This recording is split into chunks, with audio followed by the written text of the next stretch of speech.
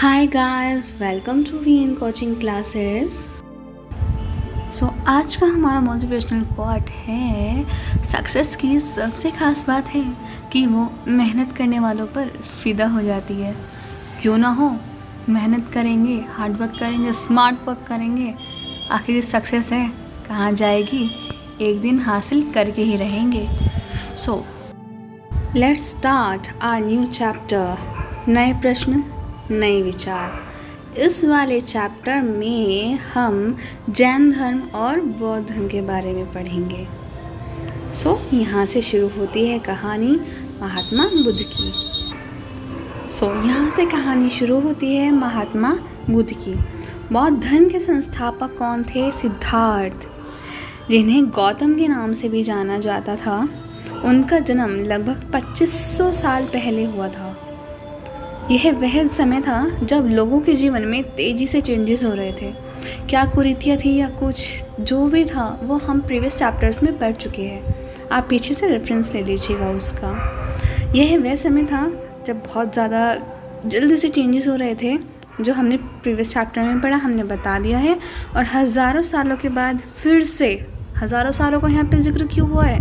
क्योंकि हड़प्पा सभ्यता के बाद यह माना जाता है कि जो मगध साम्राज्य वाला टाइम था ना, इस टाइम नगर उभर कर आ रहे थे और गांव के जीवन में भी तेज़ी से चेंजेस हो रहा था। चेंजेस कैसे, वो हम चैप्टर नंबर 10 में देखेंगे। ठीक है, बहुत से विचारक इन परिवर्तनों को समझने का प्रयास कर रहे थे और जीवन के सच्चे अर्थ को भी जानना चाह रहे थे। उनमें से एक थे बुद्ध थे तो क्षत्रिय, मतलब फाइटिंग वगैरह के जो काम करते थे, और शाक्य नामक एक छोटे से गण से संबंधित थे। गण संघ क्या होता है हम प्रीवियस चैप्टर में पढ़ चुके हैं। युवावस्था में ही ज्ञान की खोज में उन्होंने घर के सुखों को छोड़ दिया। मतलब उनका इन सब चीज़ों में कोई मन नहीं लगता था। उनको शौक़ का कोई भी शौक़ नहीं था कि मेरे पास ये कपड़े हैं, ये क्या है, ना, बिल्कुल भी मन नहीं लगता था उनका। तो उन्होंने अपना घर बार सब छोड़ दिया और वे भ्रमण पर निकल पड़े। तो कई लोगों से मिले, बट उन्हें नहीं, वो जो संतुष्टि होती ना, वो नहीं मिली। इसके बाद उन्होंने क्या करा, उन्होंने सोचा है कि मैं खुद से ही कुछ करता हूँ। तो उन्होंने बोध गया, पॉइंट टू बी नोटेड, बोध गया बिहार में एक पीपल के नीचे कई दिनों तक तपस्या की। फाइनली उन्हें फिर क्या ज्ञान प्राप्त हो गया। इसके बाद से वे बुद्ध के रूप में जाने लगे। यहाँ से वे वाराणसी के निकट स्थित सारनाथ गए। यहाँ से यूपीएससी क्वेश्चन पूछता है कि महात्मा बुद्ध ने अपना उपदेश सर्वप्रथम कहाँ दिया था? किधर दिया था? सारनाथ। और कुशीनारा, इसको कुशीनगर भी बोलते हैं, में मृत्यु से पहले के शेष जीवन को उन्होंने पैदल ही एक स्थान से दूसरे स्थान तक यात्रा की। तो ये यहाँ पे जीके का क्वेश्चन भी बनता है कि बुद्ध ने अपना सर्वप्रथम उपदेश सारनाथ में दिया था, वाराणसी के सारनाथ में दिया था, और अंतिम उपदेश कुशीनगर में दिया था। ठीक है, और ये देखिए यहाँ पर इस चैप्टर में सारनाथ स्तूप के बारे में भी बताया गया है। क्यों? क्योंकि यहाँ पर बुद्ध ने सर्वप्रथम अपना उपदेश दिया था और इसी घटना की स्मृति में यहाँ स्तूप का निर्माण कराया गया। और डिटेल हम चैप्टर नंबर 12 में पढ़ेंगे। महात्मा बुद्ध ने क्या शिक्षा दी? उन्होंने ये शिक्षा दी कि जो हमारी लाइफ है, जो हमारा जीवन है, कष्टों और दुखों से भरा हुआ है, नो डाउट।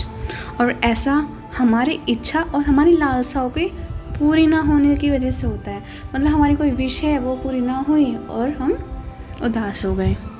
कभी कभी जो हम चाहते हैं वह प्राप्त कर लेने के बाद भी संतुष्टि नहीं होता है, और अधिक वस्तुओं को पाने की इच्छा करने लगते हैं। ठीक है, जो हमारे पास है वो हमें मिल गया, बट हम और ज़्यादा चाहते हैं। तो बुद्ध ने इसी लिप्सा को क्या बोला है? तृष्णा। UPSC question. बुद्ध ने शिक्षा दी कि आत्म संयम सेल्फ कंट्रोल अपनाकर हम ऐसी लालसा से मुक्ति पा सकते हैं। मतलब अपने आप पे हम कंट्रोल करके ऐसी चीज़ों से हम क्या मुक्ति पा सकते हैं। उन्होंने लोगों को दयालु होने तथा मनुष्य के साथ साथ जानवरों के भी जीवन की आदर करने की शिक्षा दी। इसका मतलब ये है कि जानवरों को भी तरस खाओ, उनको मत मारो। ठीक है, जैसे कुछ लोग हैं ना, चलते फिरते किसी कुत्ते को मार दिया, लात मार दी, पत्थर मार दिया, ठीक है, वो नहीं करो। वे मानते थे कि हमारे कर्मों के परिणाम चाहे अच्छे हो या बुरे, हमारे वर्तमान जीवन के साथ साथ बाद के जीवन को भी प्रभावित करते हैं। ऑब्वियसली पढ़ा भी होगा ना, लॉ ऑफ अट्रैक्शन, जैसा करोगे ऐसा ही मिलेगा। ठीक है, बुद्ध ने अपनी शिक्षा सामान्य लोगों की प्राकृत भाषा में दी। मतलब कि हमने ये वाला पहले चैप्टर में पढ़ा है ना कि आम लोगों की भाषा क्या कहलाती थी, प्राकृत भाषा कहलाती थी, जिससे कि उनके उपदेश सामान्य लोग भी आराम से समझ सके। वो इसलिए क्योंकि हमने पढ़ा है कि जो वेदों की भाषा थी वो क्या थी, प्राक संस्कृत। फिर भी हमने पिछले चैप्टर्स में पढ़ा है ना, तो वो लोगों को ना समझ नहीं आती थी। तो महात्मा बुद्ध ने क्या किया, उन्होंने ये किया कि जो भी भाषण या फिर जो भी उपदेश होते थे ना, वो लोगों की भाषा में बोलते थे, जिससे लोग आराम से समझ सकें। महात्मा बुद्ध बोलते थे कि इस शिक्षा को केवल इसलिए हम एक्सेप्ट नहीं करना चाहिए कि ये उनका उपदेश है या यूँ उन्होंने कहा है। उन्होंने ये बोला कि अपनी बुद्धि के अकॉर्डिंग पहले टेस्ट करो क्या ये सही है या नहीं, तब जाके उसको अपनाओ। और ये है वो सारनाथ का स्तूप, जिसके बारे में हमने अभी थोड़ी सी देर पहले पढ़ा था। और एक यहाँ पे बहुत छोटी सी स्टोरी बताई गई है किस्सा गौतमी की, मतलब महात्मा बुद्ध की एक तरह से शिक्षा के बारे में, कि वो शिक्षा किस तरह से देते थे। एक बार आप लोग इसको पढ़ लेना। और इसकी शिक्षा मेरे अकॉर्डिंग तो बस यही है, महात्मा बुद्ध ने बोला शिक्षा देना चाहते थे कि जीवन नश्वर है और हम चाहकर भी इसको बदल नहीं सकते। और अब यहाँ पर जिक्र चलता है, वर्णन होता है उपनिषद का। जिस समय महात्मा बुद्ध उपदेश दे रहे थे, उसी समय या उससे थोड़ा सा पहले जो लोग थे ना, अब ज़रूरी तो नहीं है कि एक ही धर्म से वो रिलेटेड हो, ठीक है, क्योंकि स्टार्ट तो जो बौद्धम्स है वो तो महात्मा बुद्ध ने किया था, बट और लोग भी तो उसके बारे में जानना चाह रहे होंगे ना। तो इसलिए उन्होंने ना ये चीज़ जानने की कोशिश की कि क्या मृत्यु के बाद भी कुछ है जो हमेशा बचा रहता है। जी, तो उन्होंने इसका वर्णन आत्मा तथा ब्रह्म अथवा सार्वभौम आत्मा के रूप में किया है। सार्वभौम आत्मा जो कभी मरती नहीं। वे मानते थे कि अंततः आत्मा और ब्रह्म एक ही है। ठीक, इस तरह के कई विचारों का संकलन, इनका कलेक्शन उपनिषदों में हुआ है। और उपनिषद उत्तर वैदिक ग्रंथों का हिस्सा थे। ठीक है, वेदों के बाद उपनिषद लिखे गए थे। उपनिषद का शाब्दिक अर्थ है गुरु के समीप बैठना। ध्यान से देखना इस वाले पॉइंट को। और इन ग्रंथों में अध्यापकों, टीचर और विद्यार्थियों और स्टूडेंट्स के बीच बातचीत का संकलन किया गया है। ठीक, और एक ये नॉर्मल कन्वर्सेशन के रूप में प्रेजेंट है। और इस वाले बॉक्स में छांदोग्य उपनिषद का एक छोटा सा एक स्टोरी बताई गई है। इस तरह की कन्वर्सेशंस में मोस्टली पुरुष ब्राह्मण या राजा ही होते थे, मतलब कौन होते थे, male, but exceptions are always there. और गार्गी जैसी, गार्गी हमारे भारत की सबसे विदुषी महिलाओं में गार्गी का नाम लिया जाता है। विदुषी मतलब मोस्ट इंटेलिजेंट का भी उल्लेख मिलता है। विद्वता के लिए प्रसिद्ध गार्गी राज दरबारों में होने वाले वाद विवाद में भाग लिया करती थी। निर्धन व्यक्ति तो बहुत ही कम इसमें पार्टिसिपेट करते थे। और बट इसका एक एक्सेप्शन, अपवाद है सत्यकाम जाबाल का। ठीक, सत्यकाम जाबाल का नाम उसकी दासी माँ के नाम पे पड़ा। मतलब जो सत्यकाम जाबाल की मदर थी वो एक दासी थी। सत्यकाम के मन में सत्य जानने की तीव्र जिज्ञासा उत्पन्न हुई और गौतम नामक एक ब्राह्मण से उन्होंने शिक्षा ली। फिर इनके बाद शंकराचार्य जी का भी जिक्र होता है, जो कि इसका जो जिक्र है क्लास 7 की बुक में है। और यहाँ पर कहानी आती है, यहाँ पे वर्णन आता है व्याकरणविद पाणिनि के बारे में, जिन्होंने संस्कृत व्याकरण की रचना की। ठीक, और इन्होंने स्वरों तथा व्यंजन को एक विशेष क्रम में रखकर उनके आधार पर सूत्र बीजगणित से काफ़ी मिलते हैं। बीजगणित मतलब अलजेब्रा, ठीक है। और इसका यूज़ करके उन्होंने संस्कृत भाषा के प्रयोगों के नियम लघु सूत्रों मतलब छोटे छोटे फॉर्मूलाज के रूप में लिखे हैं। जो पाणिनि थे उनकी एक कहानी बहुत ज़्यादा फेमस है, मतलब वो उनका जीवन ही है। जब पाणिनि छोटे थे तो गुरुकुल में उस टाइम शिक्षा हुआ करती थी, तो उनको टीचर अगर कोई सिंपल से बात भी याद करने के लिए बोलते थे ना, तो उन पर याद नहीं होती थी। तो एक दिन उनके जो गुरु थे उनको बहुत ज़्यादा गुस्सा आ गया उन पर। उन्होंने जैसे ही उनको मारने के लिए छड़ी उठाई और पाणिनि से बोला अपना हाथ आगे करो। तो पाणिनि ने अपना हाथ आगे कर लिया, और जब उन्होंने अपना हाथ आगे किया तो जो उनके गुरु थे वो ज्योतिष भी जानते थे। उन्होंने देखा कि पाणिनि के हाथ में विद्या की रेखा ही नहीं है, मतलब वो पढ़ ही नहीं सकते, उनको विद्या कभी प्राप्ति नहीं हो सकती। तो तब गुरुजी ने बोला कि जा मैं तुझे क्या मारूं, तेरे हाथ में तो विद्या की रेखा ही नहीं है। और ऐसा कह के गुरुकुल से पाणिनि को बाहर निकाल दिया। बट ये बात पाणिनि को बहुत बहुत ज़्यादा हर्ट हुई।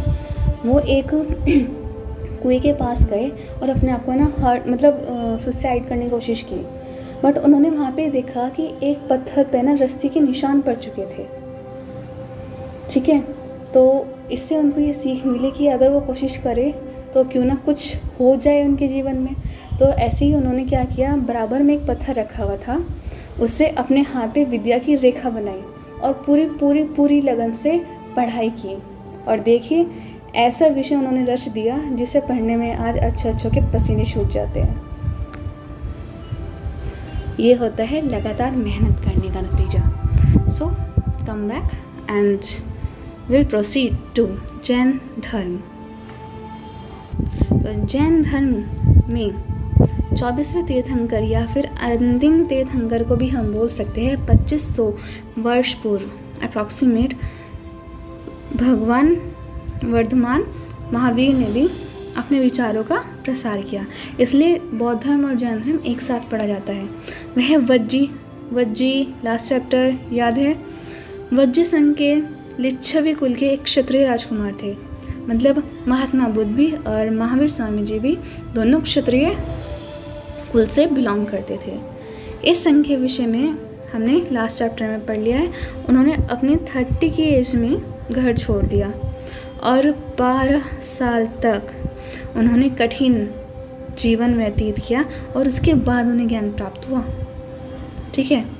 अब है इनकी शिक्षाएं। इनकी जो शिक्षा थी बहुत ज़्यादा सरल थी। सत्य जानने की इच्छा रखने वाली प्रत्येक स्त्री व पुरुष को अपना घर छोड़ देना चाहिए। उनका तो साफ सीधा कहना ये था, छोड़ो इस मोह माया को। उन्होंने अहिंसा के नियमों का कड़ाई से पालन करने के लिए कहा, ठीक है। किसी भी जीव को ना तो कष्ट देना चाहिए और ना ही हत्या करनी चाहिए। और इसी इनके उपदेश को मानने के लिए आप लोग देखेंगे कि जो जैन लोग हैं ना, वो मोस्टली ना बिज़नेस ही करते हैं, क्योंकि बिज़नेस में ना वो किसी जानवर को हर्ट नहीं करते। अगर वो खेती करेंगे तो ये माना जाता है कि उसमें भी कुछ जीव होते हैं, उनको हर्ट होगा। और अगर और कुछ काम भी करते हैं तो उन लोगों का मानना है कि जीवों को हर्ट होगा, या फिर जानवरों को, या फिर जो छोटे छोटे कीट हैं उनको भी हर्ट होगा। इसलिए वो मोस्टली सब नहीं, मोस्टली जो जैन हैं वो व्यापार ही करते हैं। महावीर स्वामी जी का कहना था, सभी जीव जीना चाहते हैं, सभी के लिए जीवन प्रिय है। महावीर ने अपनी शिक्षा प्राकृत में दी। प्राकृत भाषा याद है, लोगों की भाषा प्राकृत भाषा। और महात्मा बुद्ध ने भी अपनी वही शिक्षा फॉलो की, अपनी शिक्षा प्राकृत भाषा में दी कि लोग आराम से उसको समझ सके। देश के अलग अलग हिस्सों में प्राकृत भाषा के अलग अलग रूप प्रचलित थे। जैसे आज के टाइम में देख लो, हिंदी के भी अलग अलग रूप क्या है। यूपी के साइड चले जाओ तो हिंदी अलग टाइप की मिलेगी, हरियाणा के साइड चले जाओ, बोलेंगे हिंदी, वहाँ पे वो थोड़ी अलग मिलेगी। ठीक है, थोड़ा सा आप अलग अलग चलते चले जाओ और आप बिहार की साइड जाओ, बोलेंगे हिंदी बट थोड़ा सा चेंज हो जाता है वो प्राकृत भाषा, है वो लोगों की भाषा, बट अलग अलग हिस्सों में अलग अलग उसका रूप हो जाता है। यहाँ पे एग्जाम्पल दिया गया है, मगध में बोलने जाने वाली प्राकृत भाषा क्या कहलाती थी? मागधी। ठीक। जैन नाम से जाने गए महावीर के अनुयायियों को भोजन के लिए भिक्षा मांगकर सादा जीवन बिताना होता था। ठीक है, उन्हें पूरी तरह से ईमानदार होना पड़ता था और चोरी ना करने की उन्हें सख्त हिदायत दी थी। ठीक, उन्हें ब्रह्मचर्य का पालन करना होता था और पुरुषों को वस्त्रों सहित सब कुछ त्याग देना पड़ता था। इस तरह से हम बोल सकते हैं जैन धर्म की 5 शिक्षाएं: अहिंसा, सत्य, अस्तेय, अपरिग्रह, ब्रह्मचर्य। जैन शब्द जिन शब्द से निकला है, जिसका अर्थ है विजेता, मतलब जिसने अपनी इंद्रियों पर विजय प्राप्त कर ली हो। अधिकांश व्यक्तियों के लिए ये जीवन शैली बहुत डिफ़िकल्ट थी, बट फिर भी कई लोगों ने अपनी नई जीवन शैली को जानने और सीखने के लिए अपने घरों को छोड़ दिया। कुछ लोग तो अपने घरों पे रहते थे, वो क्योंकि भिक्षु और भिक्षुणी, मतलब भिक्षुक और भिक्षुणी बने लोगों को भोजन प्रदान कर उनकी सहायता करते रहते थे। अरे सही बात है, अगर सभी घर छोड़ देते तो खाना कौन बनाता, जब खाना बनाने की परमिशन ही नहीं थी। तो मुख्यतः व्यापारियों ने, अभी पता है ना मैंने आपको, जो मोस्टली जैन हैं वो बिजनेस ही करते हैं। किसानों के लिए इन नियमों का पालन करना अत्यंत कठिन था, क्योंकि फसल की रक्षा करने के लिए उन्हें कीड़े मकोड़ों को मारना पड़ता था। बाद की सदियों में जैन धर्म उत्तर भारत के कई हिस्सों के साथ साथ गुजरात, तमिलनाडु, कर्नाटका में भी फैल गया। ठीक है, इवन गुजरात में तो ये सीन है कि यहाँ पे ऐसे बोलते ना पंजाबी थाली और काठियावाड़ी थाली, तो यहाँ पे एक अलग ही है जैन थाली। उस जैन थाली में ना प्याज होता ना लहसुन, बिल्कुल सिंपल सा खाना होता है वो। ठीक, महावीर तथा उनके अनुयायियों की शिक्षाएं कई शताब्दियों तक मौखिक रूप में ही रही, मतलब वो रिटन नहीं थी, लोग उनको सिर्फ वैसे ही याद करते थे। ठीक, और वर्तमान रूप में उपलब्ध जैन धर्म की शिक्षाएं लगभग 1500 वर्ष पूर्व गुजरात में वल्लभी नामक स्थान पर लिखी गई। फिर यहाँ पे एक नया वर्ड आता है संघ। ये वो वाला संघ नहीं है, राज्यों वाला संघ नहीं है जो हमने प्रीवियस चैप्टर में पढ़ा। यहाँ पे अलग ही संघ है। महावीर स्वामी और बुद्ध ने दोनों ने ही ये माना कि घर का त्याग करने पे सच्चे ज्ञान की प्राप्ति हो सकती है, वो हमने पढ़ लिया। तो ऐसे लोगों के लिए उन्होंने संघ, यूपीएससी क्वेश्चन, नामक संगठन बनाया जहाँ घर का त्याग करने वाले लोग एक साथ रह सकते थे। संघ में रहने वाले बौद्ध भिक्षुओं के लिए बनाए गए नियम विनय पिटक नामक ग्रंथ में मिलते हैं। मोस्ट इम्पोर्टेंट, विनय पिटक से हमें पता लगता है कि संघ में पुरुष और स्त्रियों के रहने के लिए अलग अलग व्यवस्था थी। सभी व्यक्ति संघ में रह सकते थे, बट बच्चों को अपने पेरेंट्स से परमिशन, दास दासियों को अपने स्वामी से, या फिर राजा के यहाँ पे काम करने वाले लोगों को अपने राजाओं से, मतलब अगर वो किसी के अधीन है तो उनसे परमिशन लेके ही संघ में एंट्री लेने की परमिशन थी। एक स्त्री को अपने हस्बैंड से परमिशन लेनी पड़ती थी। संघ में प्रवेश लेने वाले स्त्री पुरुष बहुत ही सादा जीवन व्यतीत करते थे। ठीक है, जैसे अभी मैंने आपको बताया, यहाँ पे अभी भी एक जैन थाली मिलती है गुजरात में। वे अपना अधिकांश समय ध्यान करने में बिताते थे और दिन के एक निश्चित समय में वे क्या करते थे, गांवों में जाके भिक्षा मांगते थे। यही रीज़न है कि उन्हें भिक्खु या भिक्षुणी, साधु भिखारी के लिए प्राकृत शब्द, ठीक, साधु भिखारी के लिए प्राकृत शब्द, पॉइंट टू बी नोटेड, कहा गया। वे आम लोगों को शिक्षा देते थे, नॉर्मल लोगों को, और एक दूसरे की हेल्प भी करते थे। और अगर किसी तरह की कोई भी गड़बड़ हो गई, मतलब आपस में, तो क्या हुआ, वे बैठ के भी क्या करते थे, मीटिंग्स किया करते थे। संघ में कोई भी प्रवेश ले सकता था, चाहे ब्राह्मण हो चाहे शूद्र हो। इनमें कई लोगों ने बुद्ध की शिक्षाओं के विषय में लिखा, तो कुछ लोगों ने संघ में अपने जीवन के विषय में बहुत सुंदर कविताओं की रचना की। अब यहाँ पे टॉपिक है विहार। ठीक, जैन तथा बौद्ध भिक्खु पूरे साल एक स्थान से दूसरे स्थान पे घूमते हुए बिताया करते थे। बट वर्षा ऋतु बहुत ज़्यादा बारिश होती थी, नदी नाले पूरे उफान पे होते थे, तो जीवन को खतरा तो होता ही था। और आपको कोई जर्नी करनी है उसमें भी प्रॉब्लम होती थी, तो वो एक ही जगह पे रुकते थे उस टाइम में। किसमें? वर्षा ऋतु में।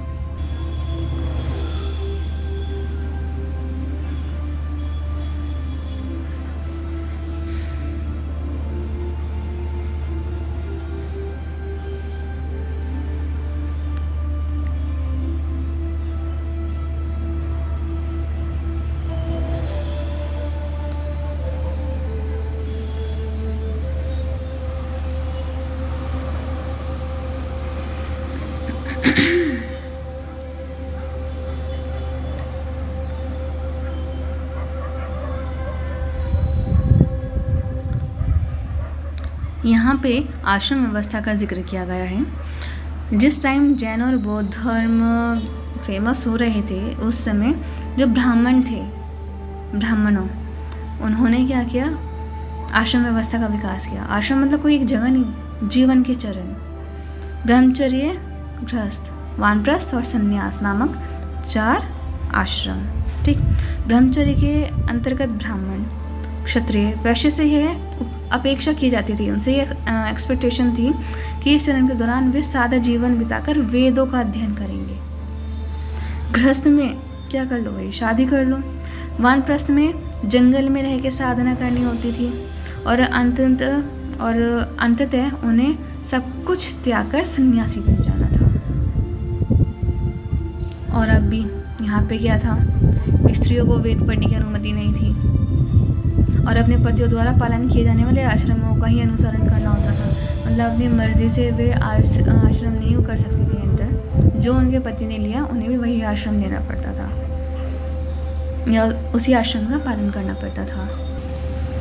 यहाँ पे भी ये यूपीएससी क्वेश्चन पुट कर सकती है जैन अवस्था के बारे में, और जरथुस्त्र नामक एक ईरानी पैगंबर, ठीक, उनकी शिक्षाओं के बारे में जो उनका संकलन है वो जैन अवस्था नामक ग्रंथ में है। और जैन अवस्था की जो भाषा है ना, काफ़ी हद तक जितनी भी मतलब भाषा है, रीति रिवाज है, वेदों की कुछ भी हो, वो वेदों की भाषा से काफ़ी मिलते हैं। जरथुस्त्र की मूल शिक्षा का सूत्र है सद्विचार, सद्वचन, सत्कार्य। अच्छा सोचो, अच्छा बोलो, अच्छा करो।